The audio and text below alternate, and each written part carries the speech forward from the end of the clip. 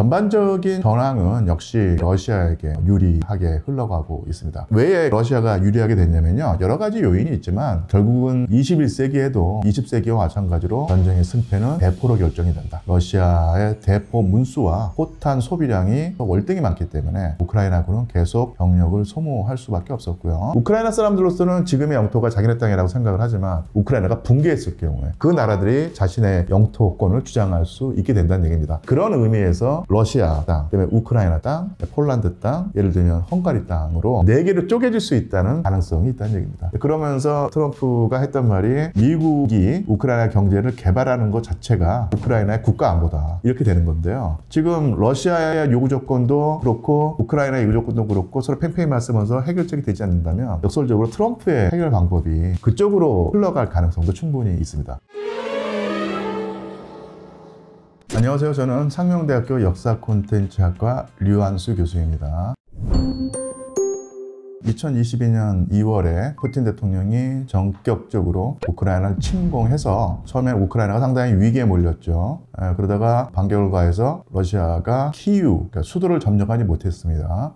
그래서 전선이 우크라이나 동부, 전체 우크라이나 면적의 20%에 해당하는 지역으로 갔고요. 거기서 계속 전투가 벌어지고 있는데 2023년에 우크라이나가 서방의 지원을 받아서 대대적인 반격을 가했는데 러시아가 이 방어에 성공해서 20% 점령지를 계속 유지했고요. 우크라이나의 공격이 실패한 다음에 러시아는 꾸준히 조금씩 서쪽으로 점령지를 넓히고 있었습니다. 그러면서 방어에 나선 우크라이나 군이 러시아군의 전술에 말려서 영토를 많이 뺏기진 않았는데 병력을 많이 소모했던 것입니다. 그래서 이렇게 가다가는 우크라이나가 도저히 버텨내지 못할 듯하다는 전망이 나올 때 젤렌스키 대통령이 승부수를 던졌죠. 전선에 있는 정예병력을 빼돌려서 오히려 러시아 남쪽에 있는 쿠르스크라는 지역, 즉 러시아 영토를 공격해서 거기서 상당히 많이 격전이 벌어졌습니다. 하지만 최근에 러시아가 다시 쿠르스크를 탈환하고 우크라이나군을 압박하고 있는 상황이고요. 전반적인 전황은 역시 러시아에게 유리하게 흘러가고 있습니다. 왜 러시아가 유리하게 됐냐면요, 여러 가지 요인이 있지만 결국은 21세기에도 20세기와 마찬가지로 전쟁의 승패는 대포로 결정이 된다. 러시아의 대포 문수와 포탄 소비량이 월등히 많기 때문에 우크라이나군은 계속 병력을 소모할 수밖에 없었고요. 땅도 조금씩 뺏기고 있었죠. 그러니까 우리나라 신문에는 우크라이나군이 드론을 가지고 대대적인 반격을 가해서 러시아에게 심대한 어떤 피해를 준다는 식으로 보도가 되는데, 드론이라고 하는 무기를 쓴다는 것 자체가 달리 말하면 포병 병력이 없거나 모자르다는 얘기거든요. 즉 대포가 없거나 모자르기 때문에 그 빈자리를 드론으로 메운다는 것인데, 아무래도 드론 한 개가 나를 수 있는 폭약의 양하고 포탄의 파괴력하고 비교해보면 드론이 아무리 노력을 해도 대포를 따라올 수 없죠. 이런 식으로 해서 전반적인 전황의 주도권은 러시아에게 있지만 러시아의 전쟁 운영도 지지부진한 상태에서 지금으로서는 소강 상태, 교착 상태가 된 상황에서 물밑에서 지금 활발하게 휴전 협상이 이루어진다고 들었습니다. 우크라이나가 사실은 이제 전쟁을 수행할 만한 지금 마지막 여력이 과연 남아 있을까 싶을 정도로 위기 상황이에요. 그런 점에서 만약에 우크라이나가 전쟁의 중압을 느끼지 못하고 붕괴할 경우에 어떤 일이 벌어질까를 생각할 수 있는데, 가장 최악의 시나리오가 그렇습니다. 우크라이나 민족 구성을 한번 살펴보자면요, 동쪽에는 원래는 러시아 제국의 영토였고 러시아인들이 많이 살고 있고요. 그리고 서쪽에는 원래 옛날에 폴란드의 영토였고요. 폴란드계 주민들이 많이 살고 있었습니다. 지금 많이 줄기는 했는데, 그리고 남쪽에는 또 소수이지만 헝가리인들이 살고 있어요. 그리고 그 땅이 헝가리 땅이다, 아니면 루마니아 땅이다, 이런 식의 또 영토 분쟁이 있습니다. 유럽 같은 경우는 평원에 여러 민족이 섞여 살았고요. 어떤 때는 하나의 민족이 많은 땅을 차지하고 그러다가 주변 국가의 압박에 밀려서 축소되고 하면서 서로 자기 땅이라고 우길 수 있는 근거가 있다는 얘기죠. 우크라이나 사람들로서는 지금의 영토가 자기네 땅이라고 생각을 하지만 우크라이나가 붕괴했을 경우에 그 나라들이 자신의 영토권을 주장할 수 있게 된다는 얘기입니다. 그런 의미에서 러시아 땅, 그다음에 우크라이나 땅, 폴란드 땅, 예를 들면 헝가리 땅으로 4개로 쪼개질 수 있다는 가능성이 있다는 얘기입니다. 사실은 미국과 서방이 수행하는 전쟁 방식하고요, 러시아가 수행하는 전쟁 방식하고 약간 차이점이 있다고 볼 수 있는데, 서방 같은 경우는 전쟁을 하게 되면요, 상대방 영토를 많이 빼앗아서 점령하는 형태의 그 전쟁 방식을 수행하거든요. 근데 러시아 같은 경우는 뭐 물론 역량의 차이가 있어서 우크라이나를 다 점령하지 못한 측면도 있지만, 상대방 영토를 많이 빼앗는 데 치중하기보다는요, 상대방 병력을 계속 소모하게 만들어서 전쟁을 수행할 수 있는 인적 자원을 고갈하게 만드는 데 목적이 있습니다. 그래서 지난 3년간의 전쟁을 보면, 특히 최근의 1년간의 전쟁을 보면 러시아가 분명히 우크라이나보다 유리해 보이는데 아주 강력하게 밀어붙여가지고 영토를 확보하지 못하고 지지부진한 것처럼 보여요. 근데 그것은 어떻게 보면 러시아군의 역량 부족일 수도 있지만, 어떻게 보면은 우크라이나의 병력 소모를 극대화해서 우크라이나가 나중에 전쟁을 수행할 수 있는 능력 자체를 아예 뿌째 뽑아버리겠다는 얘기입니다. 그래서 우크라이나가 지금 뭐 근근히 버티고 있지만 병력 고갈 현상이 상당히 심합니다. 그래서 길 가던 사람들을 이렇게 납치해가지고 군대에 보내버릴 정도로 심한 상황이고, 러시아의 전쟁 수행 방식이 지금 효과를 보고 있다는 얘기죠. 이런 식으로 우크라이나의 전쟁 수행 능력은 계속 바닥을 드러내고 있고요. 산업 능력을 따져볼 때 우크라이나가 가지고 있는 공업 시설의 거의 대부분이 요 동쪽 그 20% 지역에 몰려 있거든요.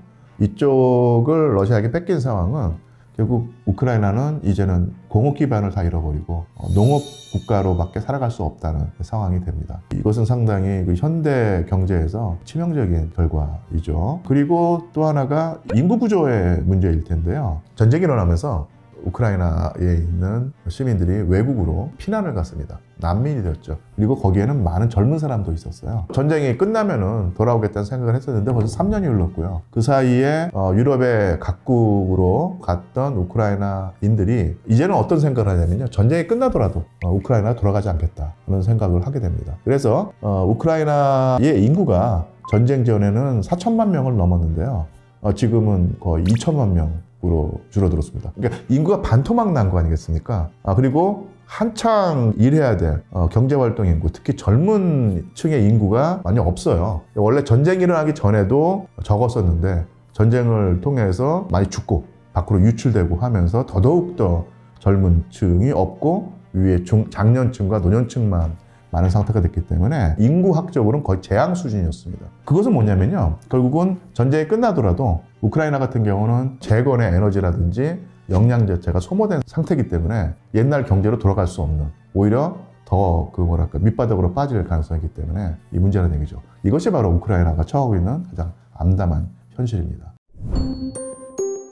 모든 전쟁이 그렇지만 푸틴 대통령이 그 이웃나라를 주권국가를 침공했을 때 자기의 행위를 정당화해 줄 수 있는 명분이 있어야 될 텐데요. 그 명분이 뭔가? 첫 번째가 우크라이나에 있는 러시아계 주민들의 인권과 안전을 무력을 통해서 확보하겠다는 것이었습니다. 2022년 전쟁 이전에 사실은 7년 동안 우크라이나 내부에서 우크라이나 중앙정부의 군대와 루안스크라고 불리는 지역인데요, 이쪽 동쪽 지역에 러시아인이 많이 사는 지역이 독립을 하겠다고 했습니다. 왜냐하면 우크라이나 중앙정부로서는 우크라이나 안에 균질적이고 동질적인 우크라이나 민족주의를 확산하고 싶어 했고요. 여기에 반발하는 사람들이 돈바스와 루안스크 지역에 있는 러시아계 주민들이었는데, 지금까지 내가 러시아어를 마음대로 쓰면서 잘 살아왔는데 왜 갑자기 러시아어를 쓰지 못하게 하느냐, 그리고 우크라이나어만 쓰게 하느냐, 이런 식의 불만을 가지고 있었고요. 이것은 비단 언어 문제뿐만 아니라 친서방 우크라이나 정부가 추진하는 정책에서 항상 러시아계 주민들은 2등 국민 취급을 받아왔다는 거예요. 그래서 그럴 바에는 차라리 분리독립하겠다, 그리고 아예 러시아에 편입하겠다는 움직임을 보였고, 이것을 용납하지 못하는 정부군과 분리독립주의자 무장 부대 사이에 교전이 벌어지고 있었던 내전이었죠. 그리고 이런 그 러시아계 주민들의 움직임에 분노한 우크라이나의 강성 민족주의자들이 따로 민병대를 만들었습니다. 푸틴이 말하는 네오나치 부대였고, 아조우 부대가 유명한데, 이 아조우 부대가 우크라이나에 사는 러시아계 주민들에게 테러를 가해서 러시아 측 주장으로는 한 10,000명 정도가 죽었다. 이런 상황이고요. 이런 그 내전 상태를 어떻게든 간에 협상으로 풀어보려고 우크라이나, 그다음에 러시아, 그리고 유럽의 각국 정상들이 계속 그 회담을 했지만 성과가 나오지 않았어요. 전투는 계속되었고 주민들은 죽어나갔고요. 이런 상황을 푸틴 대통령이 해결하겠다는 방법이 바로 전쟁이었습니다. 두 번째가 푸틴 대통령은 이렇게 생각을 합니다. 우크라이나에 네오나치 정부가 들어섰다. 그리고 네오나치의 목표는 나토에 가입하는 것이다. 그렇게 된다면 나토군이 우크라이나에 진주하게 된다는 얘기죠. 러시아 입장에서는 나토는 곧 서방이고 서방은 항상 힘이 강할 때 러시아를 침공해서 엄청난 타격과 피해를 입혔다는 거예요. 대표적인 경우가 19세기에 나폴레옹의 침공이었습니다. 그래서 전 국토가 쑥대밭이 됐고 모스크바가 잿더미가 됐고요. 두 번째는 20세기에 아돌프 히틀러가 쳐들어와서 4년 동안 전쟁을 벌이면서 당시 소련 인구가 1억 9천만 명이었는데 총 3천만 명이 죽었습니다. 너무너무 큰 피해를 입었죠. 그래서 항상 그 러시아 사람들 입장에서는 유럽에서 강력한 국가가 형성이 됐을 때 그 나라는 항상 러시아를 침공했다. 근데 21세기에 그러지 말란 보장이 없다는 얘기죠. 그래서 서방의 군대, 즉 나토의 군대가 우크라이나에 들어오게 된다면 이것은 러시아에게 치명적인 국가안보 위협이다 라고 생각을 하면서 그 국가안보 위협을 근본적으로 제거하는 방법은 우크라이나가 절대로 나토에 가입하지 못하게 만드는 거, 아니면 최소한 중립국으로 만드는 거, 아니 그마저도 여의치 않다면 아예 우크라이나를 작동불능 국가를 만들어서 네오나치 정권이 위협을 가하지 못할 것이고요. 그렇게 되면 나토도 가입을 못하게 됩니다. 푸틴 대통령은 동쪽 20% 영토를 러시아 영토로 인정해달라. 그렇게 되면 또 우크라이나에 있는 러시아계 주민들의 안전이 보장된다는 것이고요. 두 번째, 나토에 우크라이나가 가입하지 못하게 만든다는 것인데, 그와 연관돼서 현재 젤렌스키 정부는 네오나치 정권이기 때문에 네오나치를 척결해야 된다. 그리고 나서 새로운 성격의 정부가 들어서야 된다. 이것이 푸틴의 요구 조건입니다. 반면에 우크라이나로서는 우리는 주권 독립국가인데 세상에 그 21세기에 침공을 해와서 자기 땅으로 만들겠다는 것이 이건 말이 안 된다. 지금은 러시아 군사력에 밀려서 그 땅을 내주었지만 반드시 그 땅을 찾아야 되겠다는 것이 바로 우크라이나, 특히 젤렌스키 대통령의 입장이고요. 설령 휴전이라든지 협상을 통해서 전쟁에 그친다고 하더라도 러시아가 재침공하지 말란 보장이 있느냐. 우크라이나가 국가안보를 획득하는 가장 확실한 방법은 나토에 가입을 해서 집단안보 체제를 마련하면 우크라이나는 안전해질 수 있다고 생각하는 것이죠. 트럼프는 원래 대통령 선거 때부터 그런 입장을 밝혀왔는데, 미국은 중국과의 대결에 온 힘을 집중해야 한다는 것입니다. 그만큼 중국을 주저앉혀야 미국의 패권이 유지된다는 것인데, 예전 같으면 여러 개의 전선에서 전쟁을 벌여도 될 법한 미국의 국력이 있었는데 지금은 그 정도는 아니라는 얘기죠. 그래서 여러 개의 전선에서 동시에 전쟁을 수행할 수는 없다. 하나에 집중해야 한다는 얘기죠. 그래서 지금 가장 중요한 게 중국입니다. 중국을 견제해야 되는데 러시아와 싸우고 있는 우크라이나에게 사실은 미국이 참전만 안 했다 뿐이지 물자와 자금을 전폭적으로 지원하면서 이 우크라이나를 돕고 있거든요. 근데 이게 사실 그 부담이 될 정도로 많이 돈이 들어간다는 얘기입니다. 그래서 빨리 러시아와 우크라이나 전선에서 발을 빼서 확보한 힘을 가지고 중국을 몰아붙이겠다는 얘기입니다. 중요한 것은 뭐냐면 조속한 전쟁의 종결입니다. 그래서 어떤 형태로든 간에 협상을 주도하려고 했었는데, 또한 그 트럼프의 세계관에서는 자신이 어떤 거래하고 딜을 할 만한 상대는 러시아와 같은 지역 패권국이고 우크라이나 같은 나라는 워낙 조그만 나라이기 때문에 자신이 어떤 그 러시아와 밀당을 하면서 이해관계를 조정할 때 우크라이나가 괜히 끼어들어서 이래라 저래라 하면 골치 아프고 협상만 늦어지니까 처음에는 상당히 무시하는, 심하게 말하면 우크라이나는 넌 빠져라는 식으로 우크라이나를 압박하는 형태로 지난 몇 달 동안 협상이 진행되어 왔습니다. 트럼프의 그 머릿속에서는요, 비즈니스맨이기 때문에 현실을 인정하자. 현재 우크라이나의 동쪽 영토 20% 정도를 러시아가 차지하고 있으니 이것이 경계선이 돼서 지금 러시아가 차지하고 있는 땅은 러시아 영토가 되고 나머지 영토를 우크라이나가 보존해도 지금 상황에서 감지덕지 아니겠느냐, 이런 생각을 하고 있었습니다. 만약에 이런 식으로 전쟁이 끝나게 되면 젤렌스키 입장에서는 쉽게 말하면 자기 권력이 아니 무너지는 상황인 거예요. 우크라이나 국민들, 특히 그 민족주의 성향의 국민들이 땅을 빼앗긴 대통령을 가만 내버려두지 않을 테니까요. 그래서 계속 그 요구 조건을 들어줄 수 없다고 해왔습니다. 그러니까 이게 또 트럼프 대통령의 심기를 건드려서요. 트럼프 대통령이 협상한 방법이죠. 상대방의 기를 주기는 아주 강력한, 그러니까 무지막지하다 할 정도로 심한 요구 조건을 내걸어서 상대방을 주저앉히는 방법을 썼습니다. 그게 뭐냐면 동쪽 20% 정도가 아니라 아예 그냥 우크라이나를 절반으로 나눠서 절반은 러시아가 가지고 나머지 절반은 우크라이나가 유지할 수 있게 해주자, 이렇게 나온 겁니다. 아마 트럼프도 이게 그 들어먹히려는 생각은 안 했을 거예요. 근데 거기서 노리는 효과는 뭐냐면 우크라이나에게 겁을 주어서 그나마 실리적인 타협도 고마워하면서 받아들이게 만들려는 상황이었겠죠.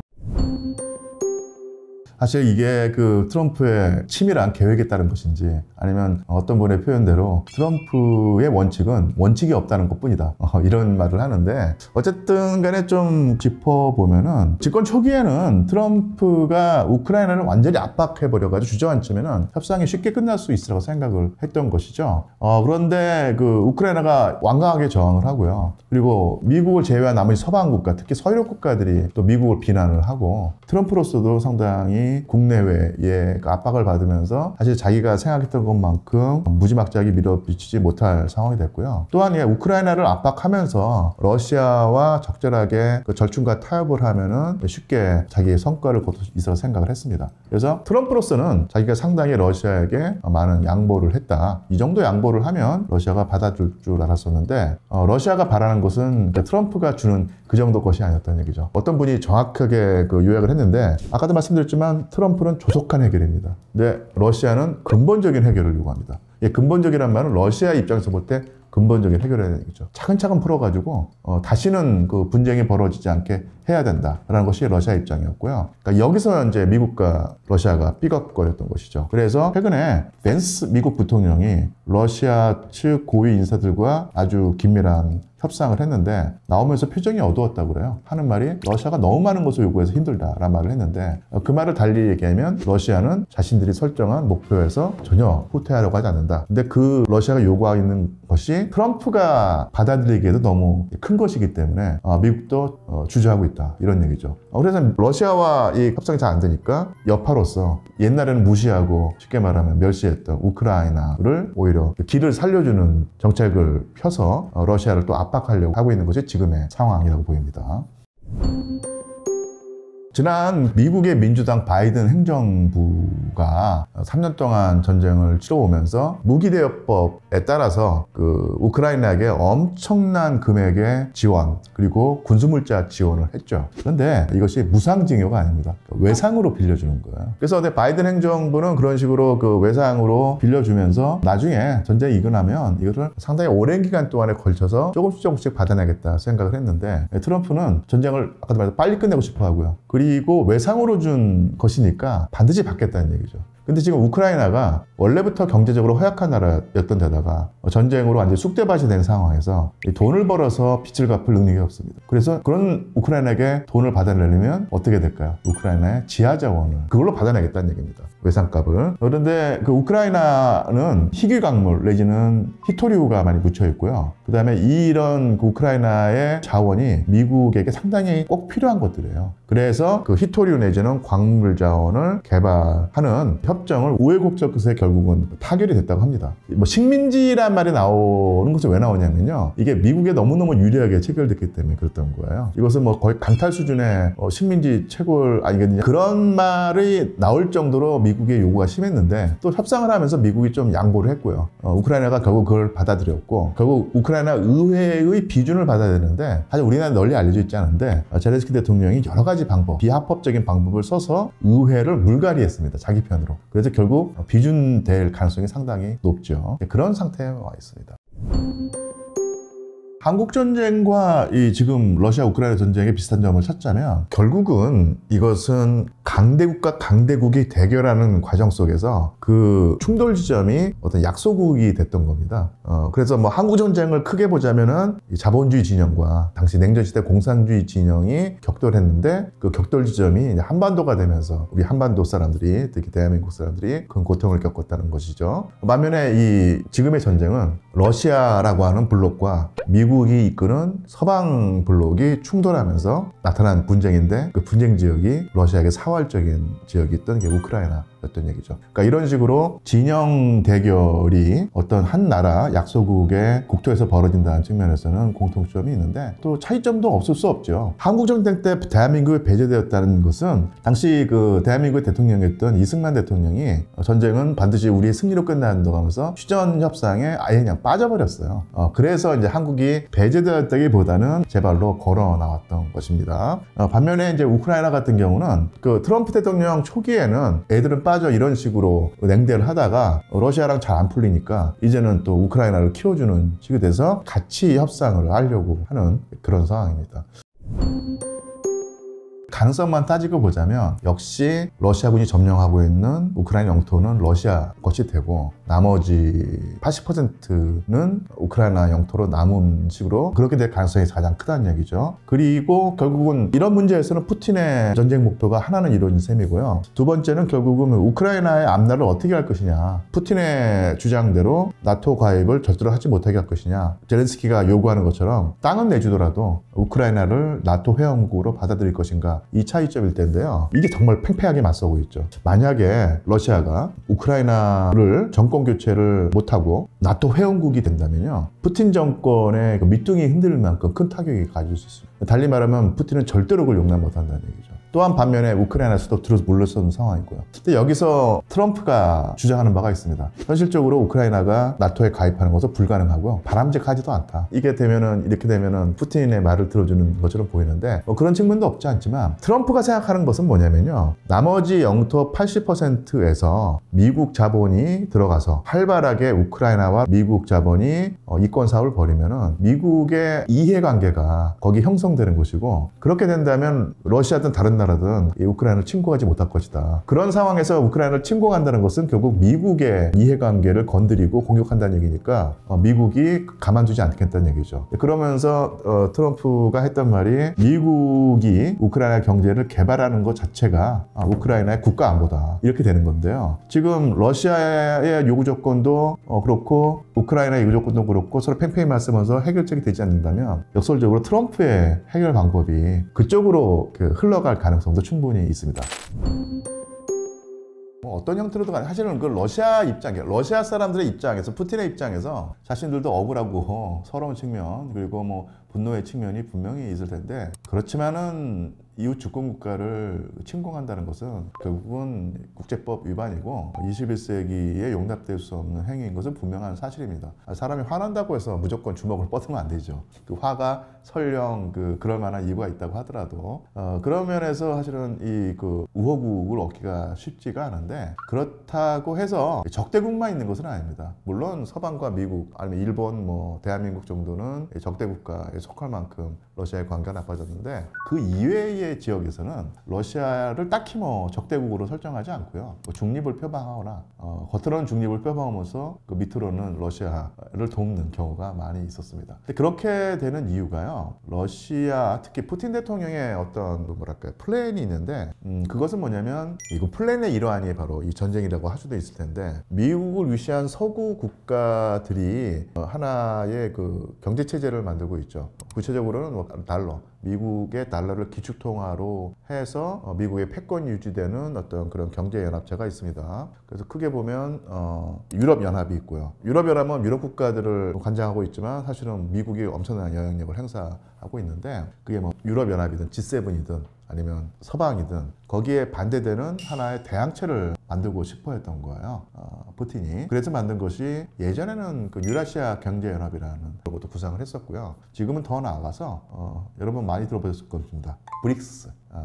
그래서 서방에게 종속되지 않고 서방에게 일정한 도전을 하는 세력이 있는데 그게 대표적인 예로 중국, 인도, 예를 들면 남아프리카의 남아프리카 공화국 그리고 남아메리카의 브라질 이런 나라들이 있죠. 그러니까 이런 나라들이 모여서 서방의 경제 패권에 도전하겠다는 것이 바로 브릭스 체제였는데요. 이 브릭스 체제가 점점 성장하는 겁니다. 그만큼 이 미국과 G7이라고 표현되는 서방 국가들이 비중이 축소되는 비중을 브릭스 체제가 차지하고 있는 것이죠. 그래서 예전에 한 10년 전만 그때만 하더라도 브릭스 체제라고 하면 사람들이 뭐 그런 게 있었어? 뭐 이거 뭐 있으나 마나 아니야 이런 식으로 생각을 했었는데 지금은 그런 생각하지 않습니다. 오히려 브릭스로 묶이는 어떤 국가들이 결속력이 느슨한 건 사실인데 그 결속력이 점점 늘어나고 있고요. 어쨌든 간에 이 브릭스 체제의 경제 규모를 합치면 G7을 능가합니다. 그리고 지난해에 카잔이라고 하는 러시아 도시에서 브릭스 대회가 열렸었는데 아주 성대하게 끝나고요. 우리도 브릭스 체제에 가입하겠다고 하는 국가들이 줄을 섰다는 얘기죠. 그러니까 이런 면에서 보면 전쟁을 일으킨 그 푸틴에게 아니면 러시아에게 우호적인 국가를 찾아보기가 쉽지가 않겠죠. 북한이 지금 우호적인 국가가 됐겠지만 나머지 국가에서는 우호적이라고 볼 수 없는데 러시아와 좋은 관계를 맺고 아니면 협력을 해서 어쨌든 간에 러시아를 중요한 협상 대상으로 삼는 나라 그리고 러시아의 위상과 어떤 그 힘을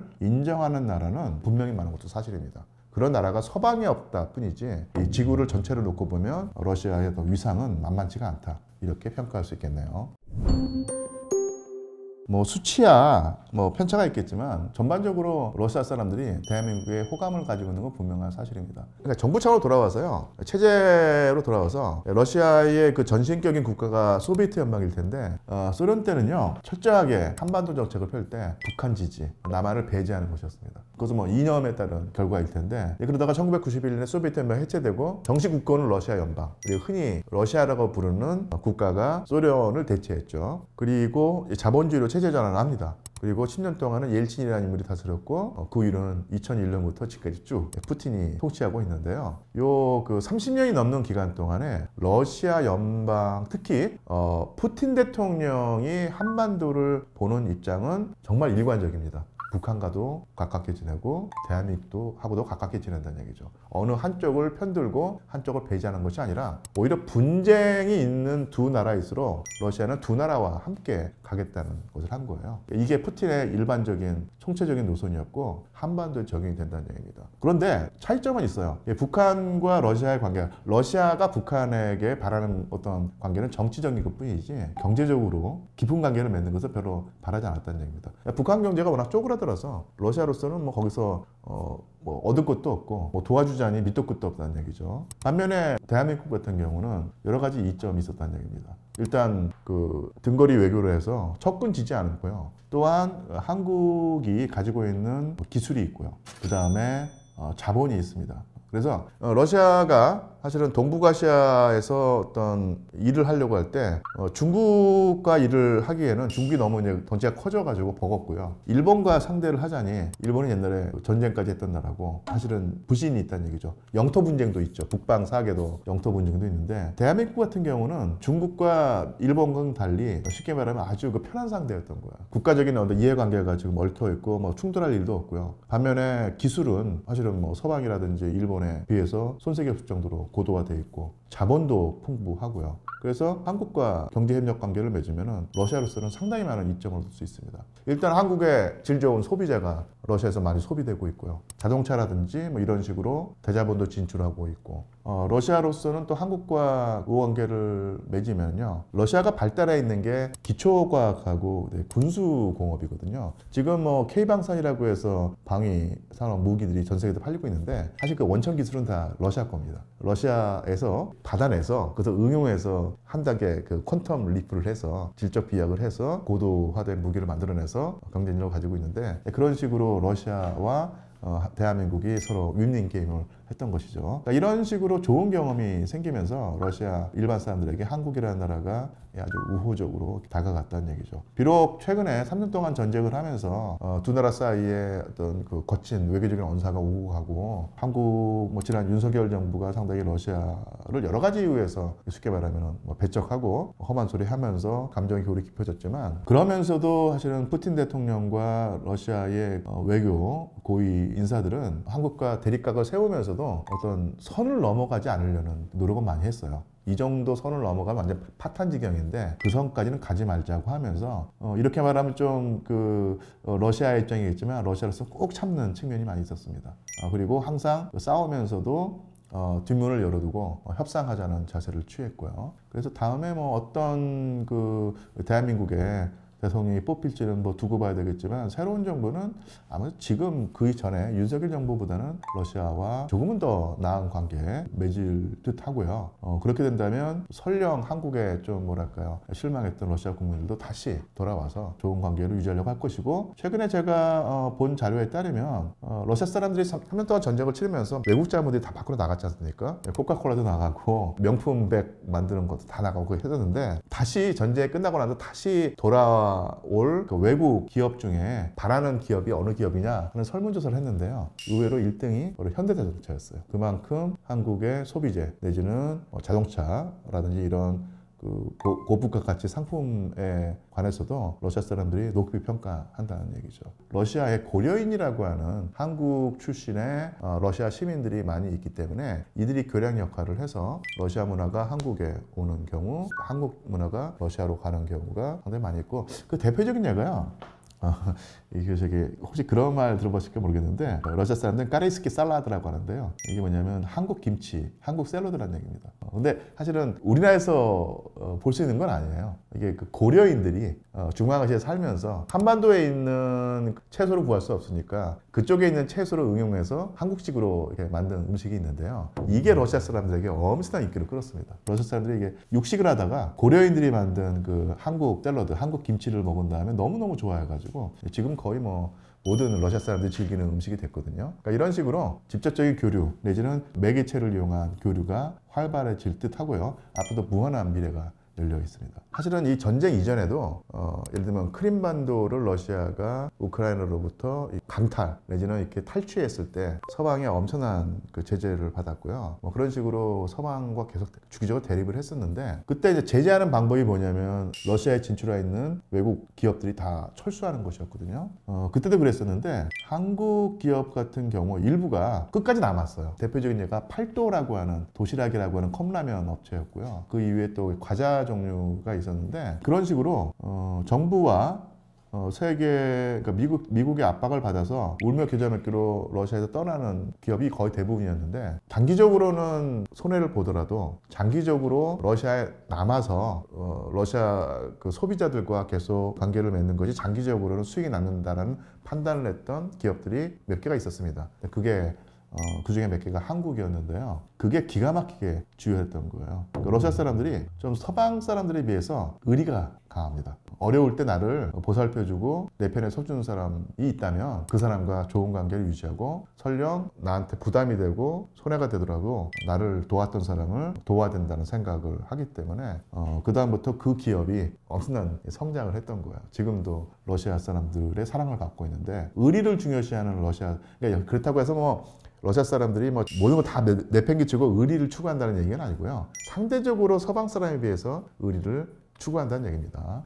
그래서 그런 측면이 작용을 해서 몇몇 러시아에 진출해 있는 한국 기업들이 큰 효과를 봤다는 얘기고, 앞으로 그 러시아에 진출하는 한국 기업이 상당히 많이 있을 텐데, 그런 그 사례를 조금 더 연구하고 교훈을 얻으면은 조금 더 조금 더 정도가 아니라 러시아 시장에서 한국의 지분을 넓히는데 큰 도움이 될 것입니다. 전반적으로 말씀드리면 러시아는 전쟁의 영향을 사실은 많이 받지 않았습니다. 물론 전선에서 적지 않은 병사들이 죽어간 건 사실이지만 인명피해가 러시아에 큰 충격을 줄 수 있을 만큼 심한 것은 아니었고요. 설령 심하다 하더라도 푸틴이 다 통제를 하겠죠. 그리고 러시아 경제가 사실은 전쟁이 일어났을 때 서방이 제재를 하면서 3개월이면 러시아는 거덜난다는 식의 예상을 했었는데, 오히려 그런 예상을 뒤엎고 서방은 경제 위기를 겪고 있는데 러시아는 사실은 상당히 큰 폭으로 성장을 했습니다. 물론 거기에 거품이 끼어 있겠지만 어쨌든 간에 잘 버텨왔고 제재가 러시아를 무너뜨리지 못했죠. 더더군다나 역설적인 상황이 있는데요. 러시아가 지금 그 전선에서 말이죠, 전투를 치를 때 징집병, 그러니까 쉽게 말하면은 그 징병한 병사들을 투입하는 것이 아닙니다. 전선에서 싸운 사람들은 계약병이에요. 계약병이란 말은 네가 군복을 입고 총을 들고 전선에서 적과 싸우면 너에게 이러이러한 돈을 주겠다 라고 하면서, 평상시라면 러시아 젊은이들이 벌 수 있는 최대치의 3배, 4배, 5배의 돈을 벌 수 있게 되는 거야. 그리고 비극이겠지만 죽게 되면은 상당히 많은 보상금이 나오고, 그래서 주로 계약병으로 군복을 입고 전선에 투입된 사람들은 경제적으로 낙후한 변방지역 젊은이들입니다. 그리고 그 지역에 어떤 일이 벌어질까? 병사들이 번 돈을 가족에게 보내고 그 가족이 그 돈을 가지고 소비를 하고 그러면서 그 낙후된 변방 지역의 경제가 활성화되면서 경제가 되살아납니다. 이런 식으로 역설적으로 전쟁을 하면서 러시아의 뭐랄까요, 빈부격차가 줄어들고 지역이 개발되는 측면이 있었고요. 또 하나 러시아의 고질적인 병폐가 올리가르히라고 하죠. 그 재벌들이 있고 재벌들이 엄청난 돈을 벌면서도 그 돈을 해외로 빼돌려서 이게 하여튼 그런 안 좋은 측면이 있었는데 전쟁을 하면서 서방이 제재를 하니까요. 금융 차단하죠. 그래서 러시아의 재벌들이 돈을 벌어서 옛날에는 다 해외로 빼돌려서 부동산에 투자한다든지 요트를 산다든지 아니면 뭐 영국이나 프랑스의 성을 산다든지 뭐 이런 쪽으로 돈을 썼는데 이게 다 막혀버리니까 재벌들이 번 돈이 다 국내에서 도는 거예요. 그러면서 경제가 활성화된다는 얘기죠. 이런 식으로 전쟁의 역설적인 결과가 있습니다. 그래서 전쟁은 러시아에 큰 충격을 주지 못했다. 있다고 하더라도 그 충격은 충분히 푸틴이 통제 가능한, 제어 가능한 수준이었다. 근데 전쟁을 뭐 천년만년 할 것도 아니고요. 언젠가 전쟁이 끝나게 될 텐데 아마 그게 좀 더 빨리 올 수도 있습니다. 생각했던 것보다는. 근데 러시아의 그 문제는 바로 이거죠. 전시 경제를 통해서 경제가 활성화되었는데 그것은 결국 거품이 껴있다는 얘기고 전쟁이 끝나고 나면 그 거품이 꺼지기 마련입니다. 그 충격을 어떻게 완화할 것인가. 푸틴과 그 경제 브레인들이 능력이 뛰어나다면 그 전시 경제로 인한 거품이 꺼지는 것을 연착륙으로 유도해서 서서히 충격을 완화하면서 형식 경제로 돌아갈 것이고요. 만약에 그게 안 되면은 경착륙, 쿵 하면서 충격이 가겠죠. 그것은 상당히 러시아로서도 좀 골치 아픈 일일 텐데 한번 지켜봐야 되겠죠. 근본적으로 푸틴 정권의 어떤 안정성을 해치는 식의 급격한 변화는 있지 않겠지만 푸틴으로서는 잘못하다가는 현재 누리고 있는 상당히 높은 지지율을 깎아먹는 그런 상황을 맞이할 수도 있다는 점에서 위기라면 위기라고 할 수 있겠죠. 우크라이나의 재건 사업은요 아마 미국과 서방이 독점할 것이기 때문에 대한민국한테 들어올 지분은 별로 없을 것 같고요. 동부 영토 같은 경우는 러시아가 한국과 한다면은 그 정도는 할 수 있겠죠. 건설 경기가 드러날 테니까 한국의 그 지게차와 포크레인 같은 경우가 상당히 경쟁력이 있거든요. 그래서 그런 식으로 그 간접적인 이득은 얻을 수 있을 것 같고요. 또 하나 그런 식으로 뭐 직접 러시아나 우크라이나에 투자해서 수익을 올린다는 측면보다는 제가 볼 때는요 러시아 우크라이나 전쟁이 빨리 끝나야지 세계 경제가 안정이 되고 국제 경제가 안정이 되기 때문에 대한민국 경제가 안정기에 접어들어서 성장을 추구할 수 있습니다. 사실은 대한민국 경제는 내수보다는 수출에 특화되고 거기에서 많은 이득을 얻는 구조이기 때문에 세계 정치가 불안정하면 세계 경제가 침체하기 마련이고 그러면 한국이 치명타를 입기 마련이죠. 그래서 러시아 우크라이나 전쟁이 끝나면은 지금보다는 훨씬 더 세계의 정치와 경제가 안정화되면서 한국이 더 많은 기회가 생기거든요. 근데 그런 의미에서 러시아 우크라이나 전쟁의 종식이 한국에게 기회가 될 수 있다고 보겠죠. 충분히 가능한 것은요 러시아에서 빠져나온 한국 자본들이 다시 러시아에 진출을 해서 공장을 가동하고 현지화된 공장에서 나온 제품을 팔아서 이득을 얻는 것입니다. 대표적인 예가 바로 현대자동차겠죠. 현대자동차가 사실은 버티려고 했었는데 워낙 그 압박이 심해서 결국은 그 매각을 하고 나왔는데 제가 알기로 그 이명 계약을 했다고 그래요. 일정한 시점 안에 다시 돌아오면은 아주 유리한 그 가격으로 그 공장을 다시 살 수 있게 해주겠다라고 하는 것이 있었고 그런 식으로 러시아 정부와 한국 정부 그리고 한국 기업이 잘 그 딜을 한다면 다시 한국 기업 소유의 공장이 가동되면서 수익을 창출할 수 있는 상황이 충분히 가능합니다. 근데 뭐 또 최근에는 기아 자동차가 현지에 공장을 세웠다고 하고요. 오리온인가 하는 소비재 기업도 러시아에 진출을 했다고 들었습니다. 그런 식으로 러시아가 한국 그 제품과 기업의 이미지가 좋기 때문에 그런 식으로 적극적으로 진출하면요 수익을 낼 수 있는 어떤 그 가능성이 아주 큰 것이 분명한 사실이죠. 사실은 러시아가 가지고 있는 몇 강점 중에 하나가 군수공업이거든요. 그래서 러시아가 한국 무기를 살 일은 별로 없을 겁니다. 이 자체 생산이 가능하기 때문에 굳이 그럴 필요는 없고요. 제가 뭐 그쪽 분야의 전문가는 아니지만 가장 그 협력이 기대되는 분야가 우주 산업 진출이에요. 한국이 아직까지는 그 우주 진출에 관한 노하우가 없고 기술이 없는데 미국은 절대로 주지 않으려고 할 것이고요. 반면에 러시아는 미국과 필적하는 그 우주 산업 하이 테크놀로지를 가지고 있고 적절하게 조건만 맞으면 한국에게 이것을 줄 수 있습니다. 그 측면에서는 그 분야, 적어도 그 분야에서는 미국과의 협력보다 러시아의 협력이 훨씬 더 가성비가 뛰어났다고 할 수 있겠죠. 사실은 그 러시아에게 한국이 많이 필요해요. 그것은 특히 이제 동북아 지역 그리고 태평양 지역의 진출이라고는 국가 목표를 실현할 때 한국이라는 파트너가 아주 유용합니다. 또 하나 역사에 한번 말씀드리죠. 이게 북극 항로 개발입니다. 북극 항로 개발이라는 거, 지금의 가장 물동량이 그 물류가 많이 이루어지는 곳이 유럽에서 지중해를 거쳐서 수에즈 운하를 건너서 인도양을 거쳐서 동남아시아 그리고 남중국해를 지나서 극동으로 오는 이 루트인데, 예전에는 그 추위 때문에 북극 항로가 얼어 있어서 1년에 배가 항행할 수 있는 기간이 뭐 기껏 해봤자 두세 달밖에 안 됐었는데 지금은 반대로 됐어요. 지구온난화 기후 교란 때문에 북극이 많이 녹아가지고요 1년에 한 9달 10달을 항행할 수 있고 한 달, 두 달, 석 달 정도가 얼어 있거든요. 근데 이쪽 이게 북극 항로를 이용하면요 경로가 3분의 1이 줄어듭니다. 달리 말하면 물류 비용이 엄청나게 줄어든다는 얘기죠. 최근에 그런 말씀 들어보셨을 겁니다. 미국이 갑자기 트럼프 행정부가 갑자기 덴마크를 차지하겠다는 것이 그냥 뜬금없이 나온 말이 아니라 미국도 이 북극 항로의 중요성을 아는 거예요. 그래서 러시아가 먼저 앞서가고 있는데 미국이 뒤처지지 않고 쫓아가려면 덴마크를 반드시 확보해야 됩니다. 그만큼 미국도 북극 항로의 중요성을 안다는 얘기죠. 근데 북극 항로를 개발하면은 한반도가 중요해져요.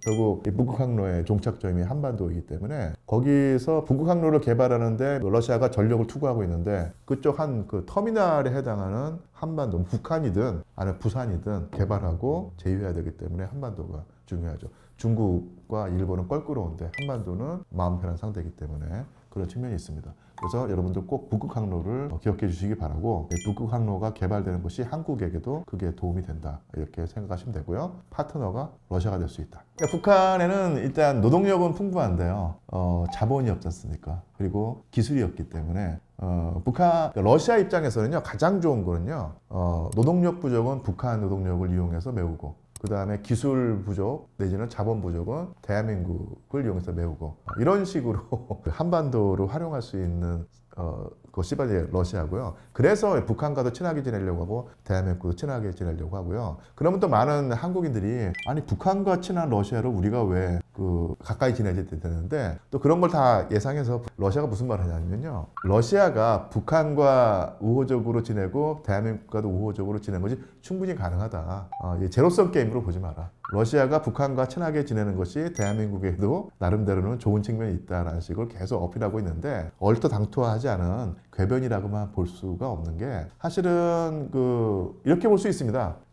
사실은 북한을 통제를 못 하잖아요. 근데 북한을 통제할 수 있는 방법이 러시아를 통해서 통제할 수 있다는 얘기죠. 그런 면에서 한국이 러시아를 잘만 이용하면은 러시아와의 관계 속에서도 많은 수익을 얻을 수 있고, 러시아를 매개체 삼아서 북한을 통제, 컨트롤함으로써 남북 간의 긴장 관계를 유지할 수 있다는 얘기입니다. 그러니까 물론 이것은 상당히 어려운 일이지만 그럴 가능성은 우리가 배제할 필요는 없다. 배척할 필요는 없다.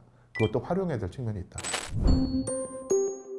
상비군이라고 할까요? 정식 병력을 한 7, 80만 명으로 알고 있어요. 물론 이제 전쟁하면서 늘어나겠죠. 러시아 우크라이나 전쟁 초기에 제가 알기로 한 30만 명을 동원했다고 알고 있어요. 그리고 중간에 제 2차 동원을 했었고 그때도 한 30만 명 동원을 했습니다. 부분 동원이었죠. 러시아 인구 규모가 지금 1억 한 5천만 명 정도가 되는데 그 중에서 30만 명이라고 제한된 인원을 가지고 전쟁을 하고 있고, 그런 식으로 동원된 병사들은요 일선에서 싸우는 전투병이 아닙니다. 그러니까 보조병과에서 일하는 일선이 아니라 2선에서 일하는 그 부대에서 하고요. 직접 적과 맞싸우는 그런 위험한 임무를 수행하는 병사들은 징집병이 아니라 계약병이에요. 이러이러한 위험을 무릅쓰고 싸울래? 그렇다면 내가 너에게 충분한 금전 보상을 해주겠다고 하면서 러시아 사람들의 평균 연봉의 1,000여 배를 벌 수 있는 기회를 제공해서 자원 입대한 병사를 가지고 싸우는 겁니다. 보통 보면 30만 명 동원했다 했을 때 그 병사들을 다 전선에 일선에 투입한다고 생각하는데 그렇지가 않다는 얘기죠. 계약병은 수시로 모집하고 있고요. 전쟁이 지속되면서 보조 인력도 상당히 어느 순간에 모자랐던 거예요. 그때 동원을 해서 모자라는 병력을 메운 것이죠. 러시아, 특히 이제 푸틴 정부가 제한된 병력을 동원해서 전쟁을 하고 있잖아요. 그 다음에 또 우리나라와 같은 또 그 지형이 아니라 위아래로 거의 뭐 1000km에 대한 전선이 있거든요. 그 긴 전선을 100만 명이 채 안 되는 수십만 명을 하려니까 항상 병력에 허덕이기 마련이죠. 그런 면에서 전쟁을 제대로 수행하는 데는 턱없이 부족한 병력이라고 할 수 있지만 어쨌든 간에 그 병력을 가지고 결국은 전쟁을 유리하게 가져왔다는 것은 허점이 많은 군대이긴 하지만 러시아 군대와 러시아 정부가 성공했다고도 볼 수 있을 것입니다. 하지만 우리나라에서는 뭐 징병제 국가이기 때문에 장교나 부사관 빼놓고는 일반 병사들한테 군대 들어오라고 하는 어떤 그 광고가 없는데, 사실 저는 이게 영국 유학생이거든요. 영국에서도 그런 식의 광고는 무지 많았습니다. Be the best, 최고가 되어라 라는 얘기인데, 러시아의 그 포스터를 보면서 영국에서 봤던 포스터가 기억이 나더라고요. 어느 사회나 군대를 있기 마련이고, 군대의 젊은이들을 이끌어내는 방법은 전쟁을 낭만화하고 전쟁의 참상을 숨기는 그런 측면이 있는데, 거의 모든 나라가 다 마찬가지입니다. 예. 우리나라에서는 볼 수 없는 현상이 하나 있었습니다. 전쟁을 하면서 일선 병사들이 계약병이라고 하지 않습니까? 하지만 계약병들은요, 상당히 정예병력일 수가 있어요. 저번에 러시아군이 소모전을 벌인다고 했었죠. 소모전을 벌이는 것은 상대방의 전력을 소모하는 측면도 있지만 우리 측 전력도 소모가 되는 어떤 그런 측면이 있는데, 그래서 러시아가 어떤 식의 전쟁 방식을 수행했냐면요, 일선에서 싸우는 전투병을 보조하는 보조병력들은 징집병을 쓰고, 일선에서 전투를 수행하는 병사들은 계약병을 쓰는데, 이 계약병을 소모하기가 아까우니까 이른바 총알바지 역할을 하는 그런 사람들을 어디서 충당을 했냐면요, 감옥에 있는 장기수, 사형수 이런 사람들에게 너 감옥에서 썩을래? 아니면 군복 입고 싸워서 살아남으면 전과를 씻고 특혜를 받을래? 이렇게 된 겁니다. 그래서 많은 감옥에 있는 흉악범들이 바그너 그룹이라고 하는 민간 군사 업체와 계약을 맺고 전선에 투입되었어요. 근데 그들이 바로 이제 총알바지 역할을 한 겁니다. 그 바그너 그룹이라고 하는 민간 군사 기업과 계약을 맺어서 전선에 투입된 그 러시아군의 병사의 그 파상 공세를 막다가 우크라이나군이 많이 소모가 됐던 거예요. 그런 상태에서 맨 마지막 정리를 누가 하냐면 정식 계약병들, 정규군이 하는 겁니다. 상당히 어떻게 보면 그 비인간적인 전쟁 수행 방법이라고 할 수 있지만, 군사 효율만 따지면은 엄청나게 효율적인 방법이에요. 이게 성공했다고 볼 수 있는 것이죠. 러시아가 지난 3년 동안 전쟁을 치르면서 얼마나 많은 사망자 피해를 받는가는 정말로 정보 소스에 따라서 천차만별인데요. 또 서방이라든지 우크라이나에서는 뭐 80만 명, 90만 명 얘기를 하고, 러시아는 아예 발표를 하지 않거든요. 제 나름대로 정황 증거라든지 아니면 제가 좀 믿을 만한 소스라고 생각되는 것을 보면요, 10만 명은 넘을 것 같고요. 하지만 뭐 15만 명은 안 넘는 것 같아요. 그래서 그 사이 어딘가 있다고 할 수 있죠. 많다고 보지 않을 수도 있지만 러시아로서는 이게 좀 뼈아픈 게요, 제2차 세계대전인데 독일군과 싸우다가 그 군인이 1000만 명이 죽었거든요. 그리고 1980년대에 아프가니스탄에서 싸우다가 한 10년 동안 싸우면서 4만 내지 5만 명이 사망을 했습니다. 그리고 1990년대에 체첸과 전쟁을 하면서 또한 수만 명이 목숨을 잃었거든요. 2차 세계대전 이후로 러시아가 가장 큰 인명피해를 본 전쟁이 바로 러시아 우크라이나 전쟁입니다. 그래서 크게 보면 러시아의 인구 구조에 충격을 줄 만큼 큰 피해는 아니었지만, 어쨌든 간에 러시아 사회에 2차 세계대전 이후로 가장 큰 인명피해가 난 전쟁이고 피해이기 때문에 무시할 수 없는 쇼크를 줬다고 볼 수는 있죠. 중장년층, 노년층에서 확실히 남성이 숫자가 적고 여성이 숫자가 많습니다. 그것은 뭐 당연히 그 여성이 남성보다 평균 수명이 길기 때문에 나타나는 현상일 수 있지만, 다른 나라에 비해서 남성들의 평균 수명이 짧고요, 그리고 여성들에 비해서 한 10년 정도의 차이가 납니다. 웬만한 나라는 여성의 평균 수명과 남성의 평균 수명이 한 5년 정도의 차이가 있는데, 러시아는 그게 10년 차이가 되면서 할아버지는 별로 찾아볼 수 없고요, 할머니는 많고 이런 구조이기 때문에 전반적으로 크게 보면 러시아의 남성들이 여성에 비해서 적다는 것은 분명한 사실이겠죠. 러시아 남성들이 특히 이제 그 60대, 70대가 돼서 건강이 별로 안 좋아요. 젊었을 때 하도 몸을 술과 담배와 각종 몸에 안 좋은 곳에 찌들었기 때문에 그 연령대에 나타난다는 얘기죠. 시간을 거슬러 올라가서요, 소비에트 연방이 무너진 다음에 그 자본주의 체제가 안착되기 전까지 한 10년, 15년간의 기간이 있는데 이때 사회가 엄청나게 혼란스러웠거든요. 뭐 구체적으로 보면 1985년부터 2000년까지라고 할 수 있습니다. 저는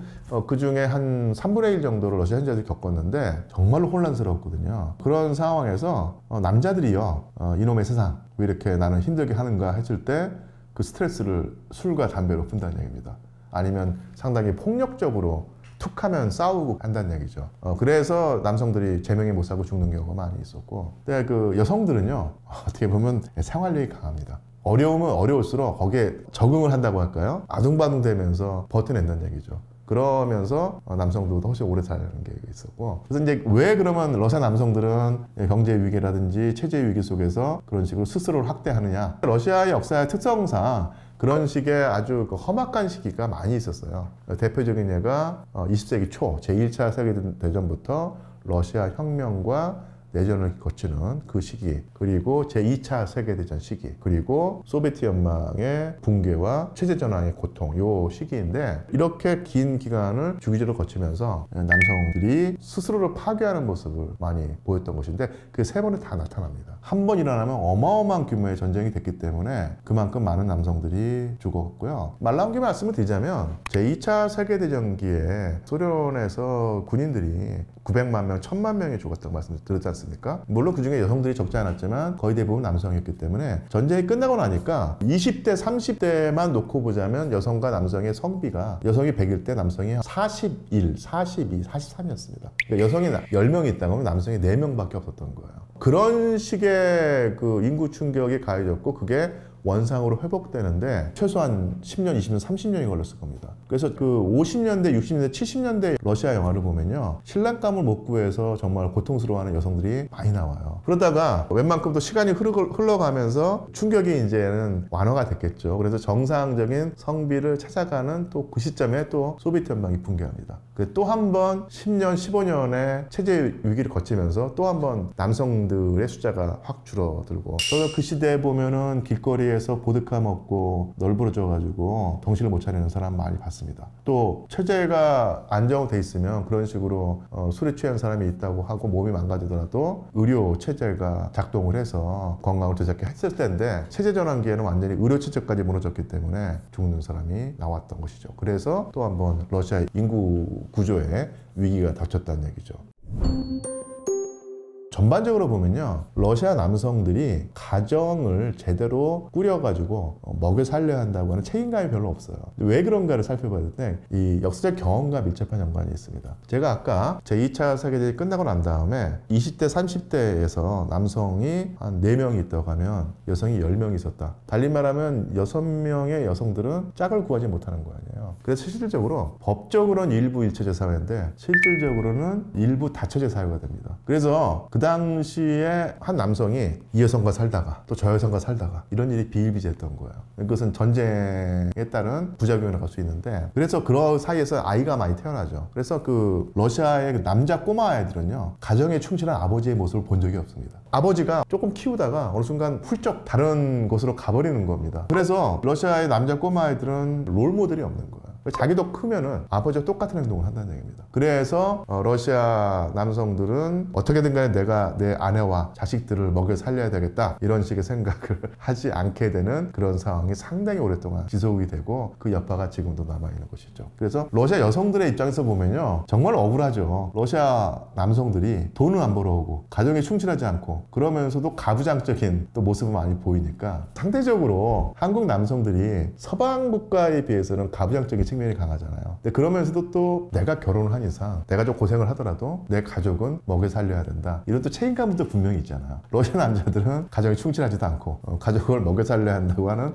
책임감도 없고 하니까 정말 마이너스가 되는 것은 최악의. 그래서 재밌는 얘기가 있습니다. 러시아에 살아보면 알 텐데, 시내 걸작이 2개가 있다. 하나가 호밀빵. 우리나라 호밀빵 말고 시큼한 맛이 나는 어떤 호밀빵이 있어요. 그게 적응하면 정말 맛있기도 하고요, 건강에 너무너무 좋습니다. 이게 시내 걸작 하나. 2는 뭘까요? 러시아 여성. 사실은 불경한 얘기일 수 있지만 시내 실패작이 있습니다. 그게 뭘까요? 러시아 남성. 이런 얘기를 러시아 남성들이 스스로 해요. 다른 사람들이 그런 얘기하면은 뭐 러시아 남성들이 화를 낼 수도 있고 기분 나빠할 수 있겠지만, 러시아 남성들이 알아서 스스로 그런 농담을 하기 때문에 그런 농담을 들으면 웃음도 나기도 하고 안쓰럽기도 하고 재밌는 광경이었습니다. 예. 이렇게 생각하면 될 것 같습니다. 한마디로 말하자면 지구 지표면에 6분의 1을 차지하는 나라가 바로 러시아 제국, 소비에트 연방, 오늘 러시아 연방이라고 보시면 됩니다. 영토 전쟁이라고 하는 것은 18세기에 상당히 많이 있었거든요. 그래서 러시아라고 특별하게 그 많은 전쟁을 치렀던 것은 아니고 그것은 유럽 국가의 다 특성들입니다. 그런데 그런 나라에 비해서 러시아가 영토가 큰 것은요 간단합니다. 시베리아를 가지고 있었기 때문에 그래요. 그럼 또 이제 의미 생기죠. 왜 시베리아가 러시아 영토가 됐는가? 1492년에 대서양을 건너서 신대륙에 갑니다. 정확히 말하면 이제 아메리카 대륙일 텐데 콜럼버스가 그쪽에 갔던 곳은 인도와 중국, 일본의 금을 찾아서였죠. 본인은 자기가 동방에 도착했다고 생각했는데 알고 보니까 유럽인이 알고 있지 못하던 아메리카 대륙이었습니다. 근데 거기에서 금, 은이 안 보이는 거예요. 근데 나중에 대박이 터집니다. 콜럼버스의 후배격이라고 할 수 있는 사람들이 남미를 정복하다가 포토시라고 하는 곳에서 초대형 은광이 터지는 거예요. 근데 그 당시에는 귀금속이 돈이던 시대였거든요. 그래서 결국은 남미를 식민화하고 그래서 포토시에서 생긴 은을 다 어디로 싣고 갔을까요? 스페인으로 가져갑니다. 그래서 유럽에 스페인을 통해서 은이 넘쳐나는 거예요. 돈이 많아지면 생활수준이 올라가죠. 생활수준이 올라가면 명품 소비가 일어납니다. 근데 그 당시에 가장 큰 명품이 뭐였냐면요, 모피였어요. 지금도 유럽 왕가에서 대관식을 하면 항상 이 모피를 입고 나오거든요. 왕가의 상징이기도 하고. 근데 그게 유행을 해서 웬만한 사람들은 모피를 입게 됩니다. 근데 모피 옷을 만들기 위해서는 사실은 한 번에 수십 마리의 어민 내지는 그 흙담비가 필요하거든요. 근데 유럽에서 그런 식으로 아주 질 좋은 털 가죽을 가진 짐승들이 주로 어디 사냐면 러시아에 살고 있어요. 러시아에서 그 사냥에 가서 모피를 벗겨낸 다음에 유럽에 팔면 엄청난 소득을 올릴 수 있습니다. 그런데 잡다 보니까 씨가 마르는 거예요. 러시아에서 있는 모든 모피수가 씨가 말라버렸어요. 근데 모피를 팔아야지 돈을 벌 수 있으니까 그 다음에 어디를 진출할까요? 모피가 많이 사는 추운 나라 시베리아입니다. 동쪽으로 갑니다. 그래서 모피를 찾다 보니까 동쪽으로 쭉 가다가서 어느 틈에 아시아 동쪽 끝까지 온 것이죠. 그래서 넘어서 알래스카까지도 갔었고 캘리포니아까지도 갔습니다. 이때가 러시아 제국이 영토가 가장 넓었을 때예요. 그 뒤로 뭐 예를 들어서 중앙아시아라든지 카프카즈 쪽에서 정복전쟁을 펼쳐서 많은 영토를 차지한 것도 분명한 사실이지만 그래도 역시 러시아가 가장 큰 영토 대국이라고 하는 이미지는 시베리아 때문에 그런데요. 시베리아를 차지하는 과정은 팽창야욕이라고 볼 수가 없다는 얘기입니다. 가끔 가다 보면 러시아가 너무 큰 땅을 가지고 있기 때문에 팽창야욕을 가진 호전적인 국가에서 그렇다고 생각하는데 철저히 그 경제적인 유인동기 때문에 그렇습니다. 그러다가 알래스카 같은 경우는 너무 멀리 떨어져 있어가지고 거기서 나온 수익보다 비용이 더 들어가는 거예요. 그래서 어느 순간에 정리를 했죠. 정리를 하면서 누구에게 팔았겠습니까? 미국에게 팝니다. 그래서 이제는 유럽과 아시아와 북아메리카에 걸친 세 대륙에 걸친 제국에서 두 대륙에 걸친 제국이 되죠. 그러니까 러시아가 18세기 이후에는 철저하게 유럽을 지향했거든요. 스스로를 유럽국가로 봤다는 얘기입니다. 근데 이 근대란 시기에 유럽은 무수한 정복 전쟁을 거쳐서 자신들의 그 국가적인 위상을 세우려고 했던 거예요. 그래서 러시아도 유럽을 지향하는 순간, 또 러시아가 유럽과 맞닿는 순간 17세기, 18세기에 유럽에서 일어났던 이 구조를 그대로 받아들입니다. 그래서 똑같이 전쟁을 했는데 그것은 17, 18세기 유럽의 거의 보편적인 현상입니다. 한국 사람들이 러시아를 전쟁을 많이 한 나라, 침공을 많이 한 나라로 알고 있는데요. 따지고 보면요, 러시아가 침공을 한 것은 몇 개 안 되고요, 침공을 받은 게 너무너무 많아요. 근데 이게 지리적인 특성과 연관이 되어 있습니다. 자, 우리 한반도를 생각해 봅시다. 한반도는요, 엄청나게 그 산이 험준하고 해서 방어하기가 쉬운 지형이에요. 만약에 외적이 한반도에 쳐들어왔다 그러면 한반도에 사는 사람들은 어떻게 방어를 하냐면요, 산에 성을 쌓습니다. 버티는 거예요. 그러면은 그 한반도에 들어온 사람들이 성을 공격하다가 힘이 빠지게 되고, 성을 공격할 때 이 장기전이 되거든요. 그래서 적이 쳐들어오면 산성에 들어가서 버티고, 버티면 버틸수록 공격하는 측이 불리한 것이죠. 그런 식으로 적을 다 물리쳐왔거든요. 고구려가 그랬고요. 유일하게 통하지 않은 것이 병자호란하고 임진왜란 때인데 이 두 개의 경우를 빼놓고는 사실은 험준한 이 지형을 이용한 한반도인의 방어 전략이 주요했습니다. 근데 러시아는요, 가도 산이 없어요. 모스크바에서 산다운 산을 보려면요, 저쪽 동쪽으로 우랄산맥까지 아니면 남쪽으로 카프카즈 산맥까지 1000km 이상을 달려야 됩니다. 한국 사람 가면요, 정말로 질려버릴 거예요. 이렇게까지 땅이 평평한가. 근데 이런 식으로 평평한 지형에서는 어떻게 방어를 할까요? 방어할 수단이 없습니다. 그냥 강력한 군대가 들어오면은 후퇴할 수밖에 없어요. 몽골 침입이 그랬고, 나폴레옹도 그랬고, 히틀러도 그랬고, 그 외에 많은, 뭐 지금이야 폴란드가 약소국의 대명사지만 근대 초까지만 해도 폴란드는 정말로 강력한 깡패 국가였고 그 주먹에 맞는 나라가 바로 러시아였습니다. 모스크바가 러시아가 거의 그 함락될 뻔한 적도 있었거든요. 그래서 강력한 국가가 형성이 되면은 러시아로 쳐들어왔고 러시아는 항상 당해왔습니다. 그런데 어떤 식으로 방어를 했을까요? 적이 공격을 해오면 일부러라도 후퇴를 합니다. 그럼 적적이 점점 공격해 오겠죠. 그러면 더 많이 공격해 올수록 뭐가 길어질까요? 전진하는 거리가 길어지게 되면 보급로가 길어집니다. 엄청난 물자를 보급을 해야 되는데 예를 들어 100km 전진했을 때는 100km만 물자를 이동하면 되는데 이게 500km, 700km가 되면은 점점 엄청난 물자를 실어 날라야 되는 게 길어지게 되는 거예요. 이게 상당히 쉽지 않은 일이거든요. 오늘날처럼 비행기, 철도, 자동차가 발달한 시대에도 군대에게 군수 물자를 제공하는 것이 이게 만만한 문제가 아닙니다. 소나 말밖에 없던 시절에는 정말로 힘든 일이었죠. 그래서 러시아를 공격하는 적이 러시아 안으로 깊숙이 들어오면 들어올수록 보급로가 길어지니까 어느 순간에는 힘이 딸리는 거예요. 그래서 지칠 때 그때 러시아군이 바로 이제 공격을 해가지고 적을 물리치는 전술을 씁니다. 이런 식으로 방어를 해왔는데 이게 기가 막히게 주요한 전쟁이 바로 1812년 나폴레옹 침공 그리고 1941년부터 1945년까지 벌어졌던 나치 독일의 침공을 막아낸다는 얘기입니다. 그런데 이렇게 되면요 기본적으로 러시아는 제대로 국가를 방어해내려고 하면요 국토가 넓어야 돼요. 국토가 좁으면요 금방 함락당할 거 아니겠습니까? 그래서 러시아가 그렇게 땅을 많이 가지고 있으려고 했던 이유가 평원지대라고 하는 지리적인 특성 때문에 땅이 넓고 해야지 적으로부터 우리를 지킬 수 있고 설령 공격해 오더라도 방어할 수 있었다는 얘기죠. 사실 이게 러시아 역사의 슬픈 단면입니다.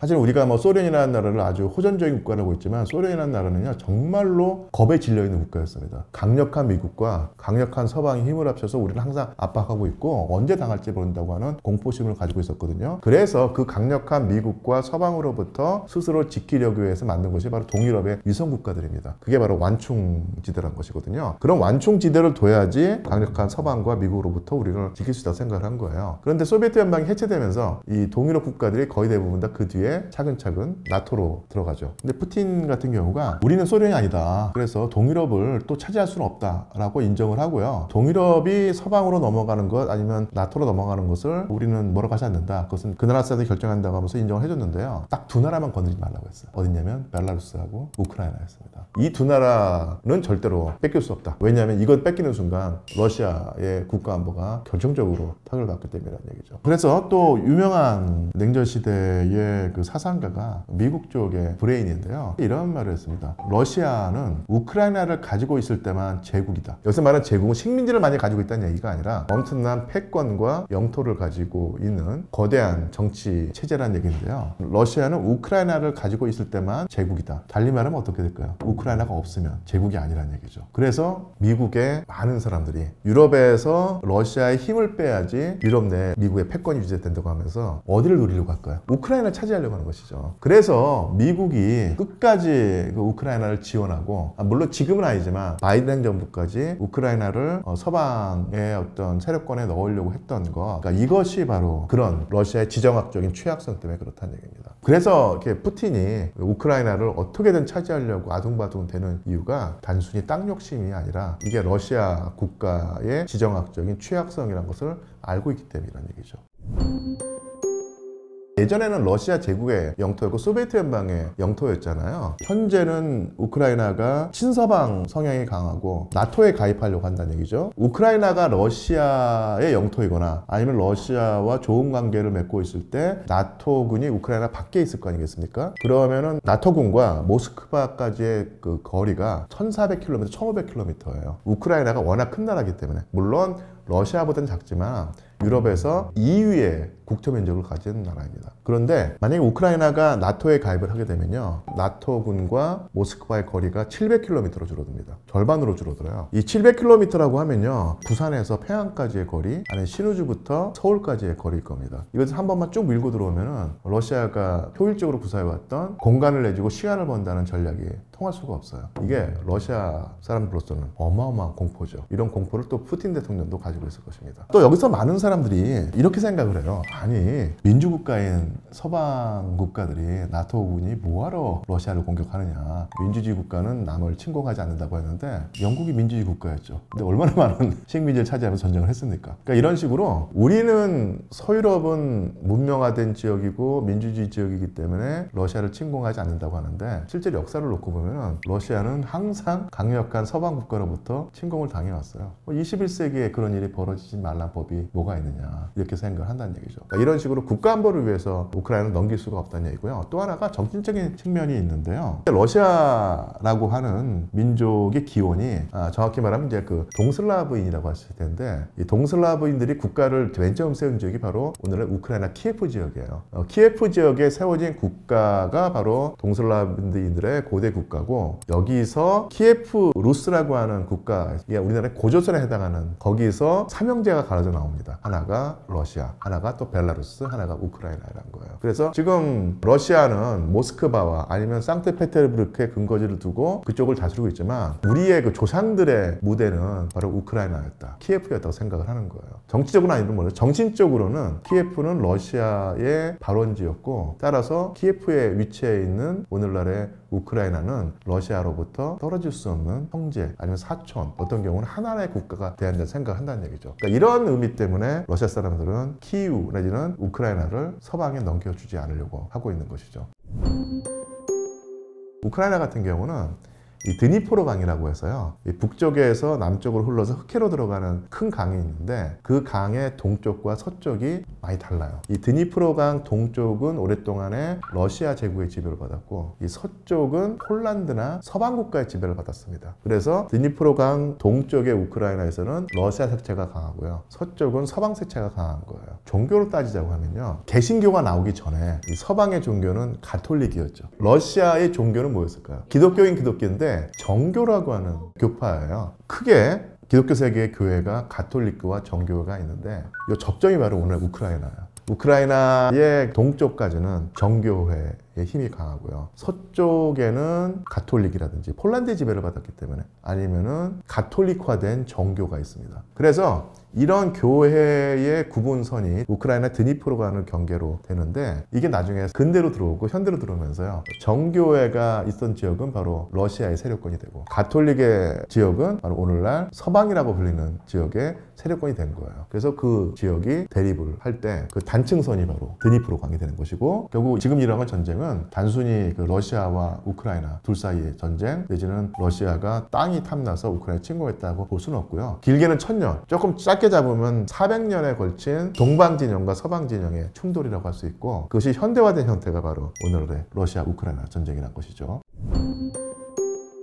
20세기 초에 러시아 제국, 그리고 20세기 내내 소비에트 연방, 1991년 이후에 러시아에서 전쟁을 많이 했는데요, 먼저 전쟁을 일으킨 경우가 어떤 전쟁이 있을까요? 사실 별로 없어요. 오히려 공격을 당하면 당했지 먼저 전쟁을 일으킨 적은 별로 없습니다. 1차 세계대전도 그렇고 특히 2차 세계대전 같은 경우는 일방적으로 두들겨 맞은 거고요. 물론 이제 그 20세기 들어서 헝가리라든지 체코라는 나라를 침공한 적은 있지만 그런 걸 빼놓고 사실은 러시아가 제국이라고 했지 않습니까? 제국은 자기 세력권이라는 게 있어요. 러시아가 다른 나라를 침공했다고 하면은 그것은 자기 세력권이라고 여겼던 지역에 있었던 침략권입니다. 그러니까 소비에트 연방의 세력권은 소련이라고 하는 지역과 동유럽 지역이에요. 동유럽 지역에서 체코와 헝가리 같은 데가 말을 안 들으니까 그쪽을 침공한 것이죠. 주권국가를 침공했다는 면에서 문제가 되지만 세력권이라고 하는 입장에서 놓고 보면은 늘 있어왔던 현상입니다. 그리고 러시아 연방 같은 경우가 어딜 침공하냐면 체첸을 침공하거든요. 이 체첸도 바로 러시아의 일부이고 러시아의 세력권이라고 봤던 겁니다. 그리고 남오세티아 뭐 이런 데서도 하는데 그것도 마찬가지고요. 그래서 전쟁을 많이 치렀는데 세력권이라는 개념을 놓고 보면 러시아는 먼저 침공한 적이 없어요. 딱 한 번, 각각 한 번씩 침공을 합니다. 소비에트 연방 때 세력권 밖에 있는 지역을 침공하죠. 그게 바로 아프가니스탄이에요. 아프가니스탄에서 침공했다가 고생을 엄청나게 하고 완전히 체력이 바닥나서 소비에트 연방이 해체돼 버리죠. 딱 한 번 세력권 밖에 곳을 공격했다가 체제가 무너져 버린 거예요.